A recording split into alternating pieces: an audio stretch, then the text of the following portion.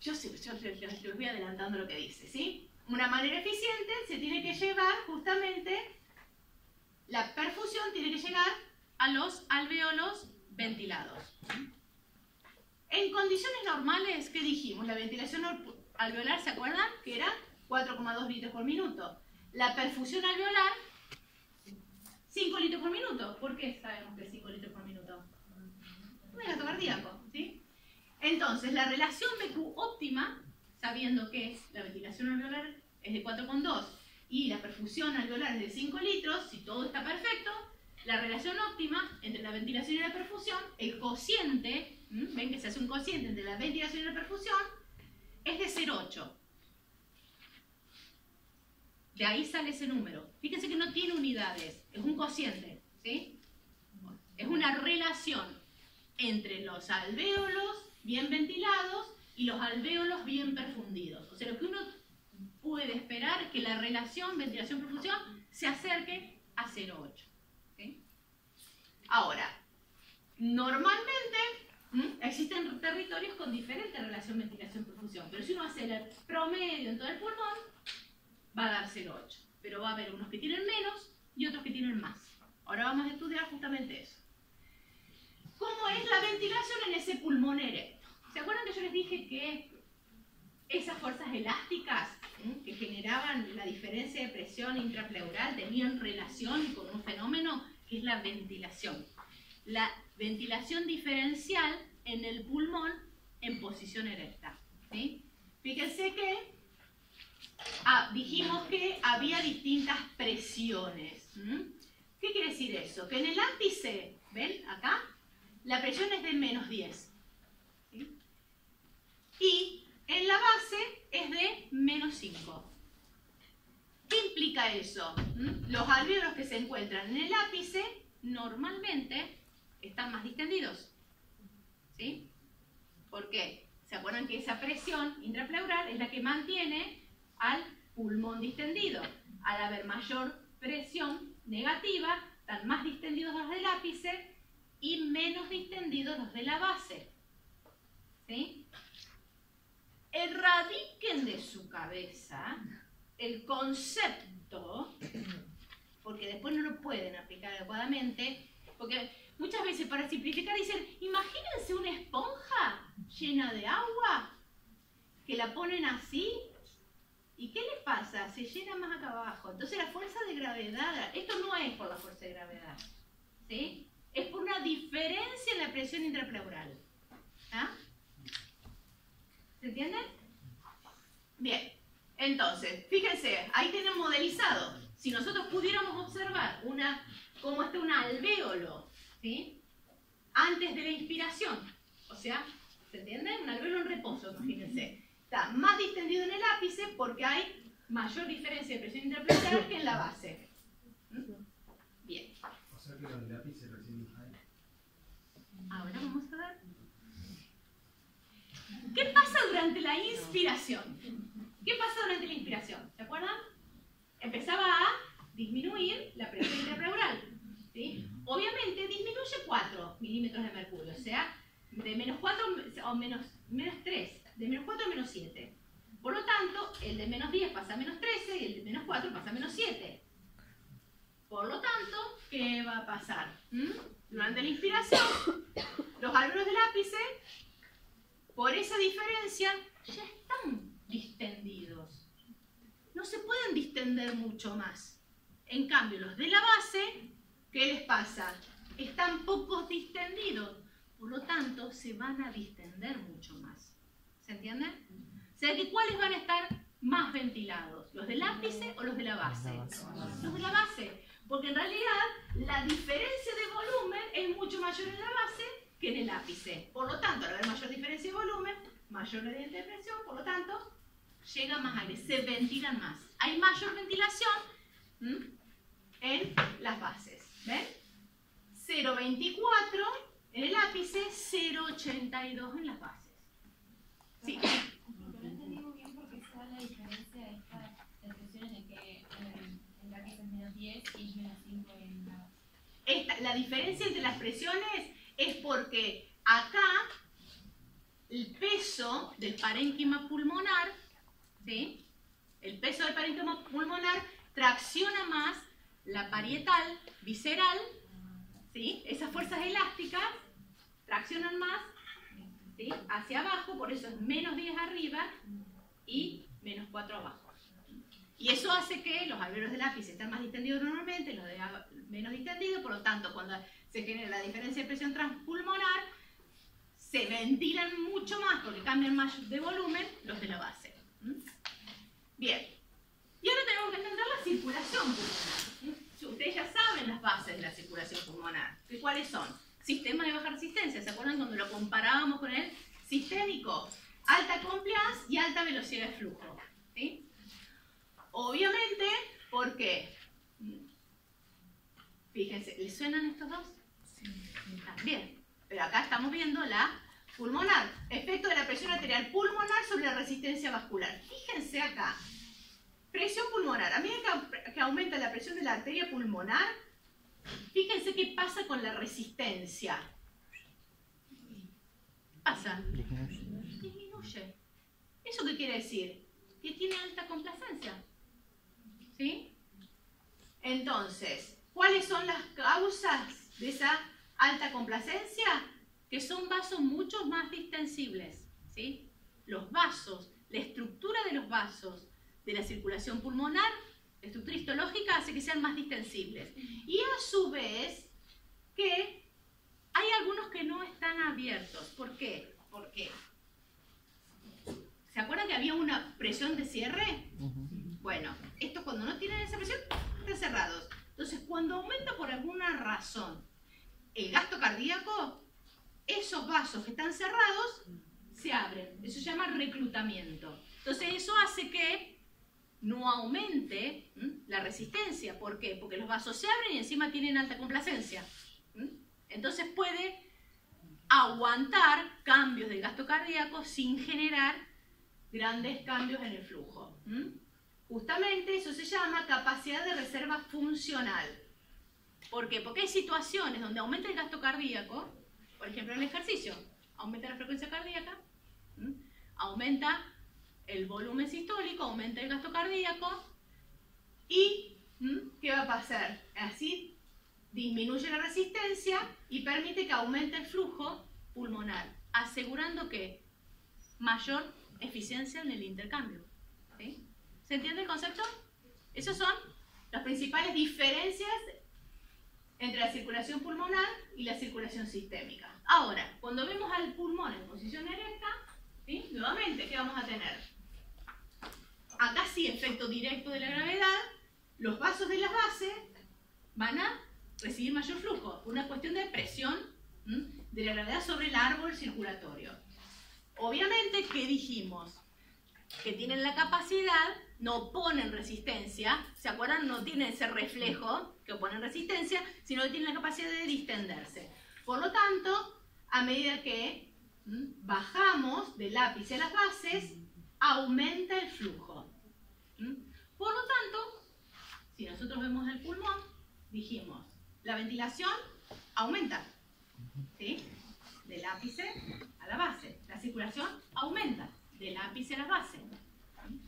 Por lo tanto, digo, bueno, entonces se tendría que mantener en todo el pulmón igual la relación ventilación-perfusión.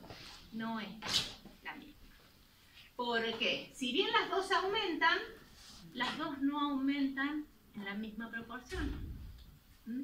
Entonces, teníamos, ¿se acuerdan? Esta diferencia, por eso acá la ventilación es mayor, ¿sí? ¿Se acuerdan? Y fíjense cómo es el flujo, 0,07, 1,29. Cuando hacemos el cociente, ventilación-perfusión, fíjense cuando nos dan el ápice, 3,4. Fíjense cuánto nos dan la base, 0,63. Ven que no es igual. Si bien la ventilación y la perfusión, las dos aumentan del ápice a las bases, cuando hacemos el cociente en el ápice y hacemos el cociente en la base, la relación entre la ventilación y perfusión no es la misma en el pulmón. Por lo tanto, podemos diferenciar tres zonas. Fíjense acá que tenemos costilla, costilla 2, costilla 5. ¿Qué quiere decir? Esto es el ápice, esto es la base. Fíjense acá que tenemos y ventilación. ¿Qué dijimos? Si lo vemos de acá para allá, del ápice a la base, aumentan los dos. Pero ven que la pendiente es distinta. Entonces cuando hacemos el cociente, nos dan justamente un cociente distinto de ventilación-perfusión. ¿Ven?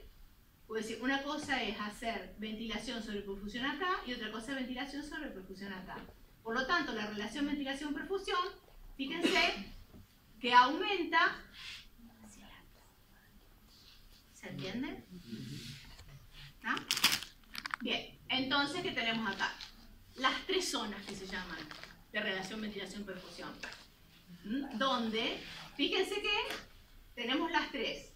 Sabemos que aumentan, pero acá hay más ventilación que perfusión. ¿Qué es? Espacio muerto alveolar. ¿Se acuerdan el primer concepto que dijimos? Hay alvéolos que pueden estar ventilados, pero no están bien perfundidos. Se llamaba espacio muerto alveolar. Esta es la zona 1 por donde entra, porque entran juntos, ¿sí? En el hilio entra todo, entonces esa relación es la equilibrada, la que es 0,8. ¿Se acuerdan que habíamos dicho? La equilibrada. Y en la base, ¿qué vamos a tener? Lo que se llama shunt o cortocircuito fisiológico. ¿Por qué? Fíjense, hay flujo, pero no hay ventilación. O sea que va a pasar sangre que no va a tener intercambio gaseoso. Y eso se llama cortocircuito o shunt. En este caso se llama fisiológico. Pero después tenemos también un cortocircuito o shunt anatómico. ¿Y cuál es? De anatomía ustedes tienen que saber.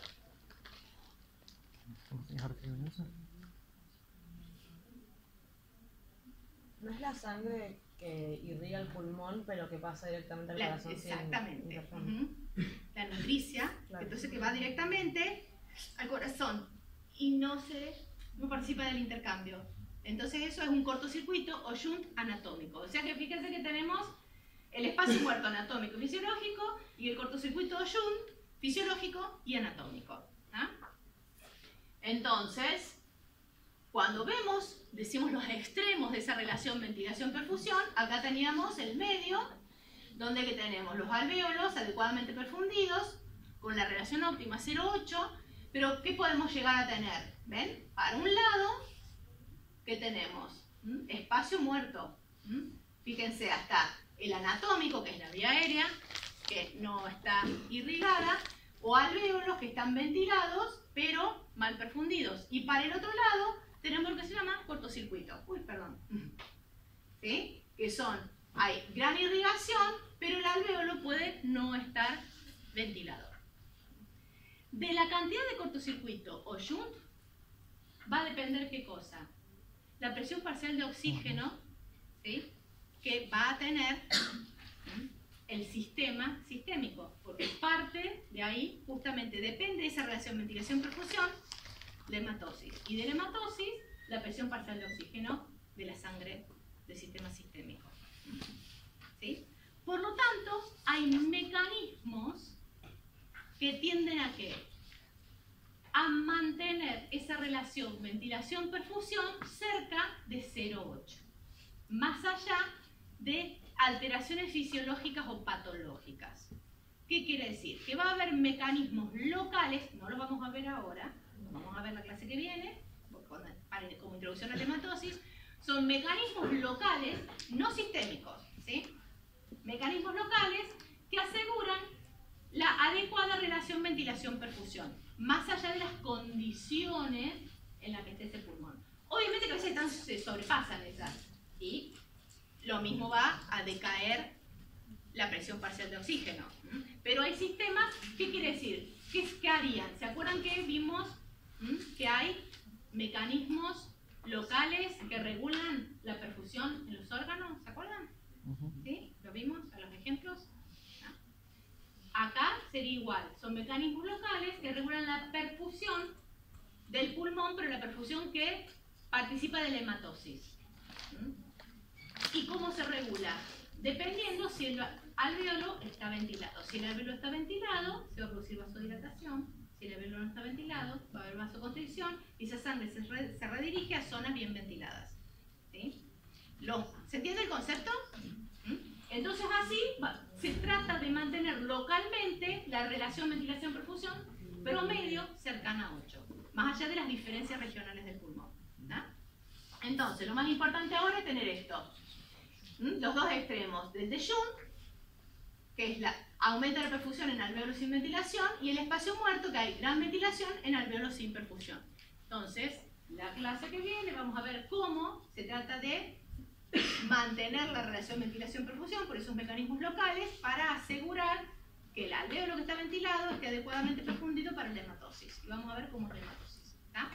¿Sí? Bien. Y recuerden que tono bronquial lo tienen en el trabajo práctico. Por eso acá no entramos en los detalles de tono bronquial. Y recuerden entonces ir haciendo la comparación interna. No sé qué hora es, chicos. Me tengo que ir a dar la clase al otro edificio. Perfecto. Entonces, recuerden que estos ya tenemos mecanismos de músculo lisovascular, mecanismos de músculo liso digestivo, y ahora le vamos a incorporar mecanismos de músculo liso respiratorio. ¿Está? Y terminamos con músculo liso, básicamente. Porque después el renal es vascular. Pero tenemos los tres. Entonces, vayan prestando atención a que son parecidos, no son iguales. Y los que los regulan son parecidos, a veces se comparten y a veces tienen efectos opuestos. Sobre todo vamos a ver qué efecto opuesto que hay acá en la regulación de la relación ventilación-perfusión. ¿No? Así que vayan, yo les aconsejo que vayan viendo eso, porque después si no se encuentran con un montón de mensajeros químicos y no saben si es músculo liso de cuál. Piensan que es músculo liso y todo lo mismo y no son todos iguales. ¿No? Bien.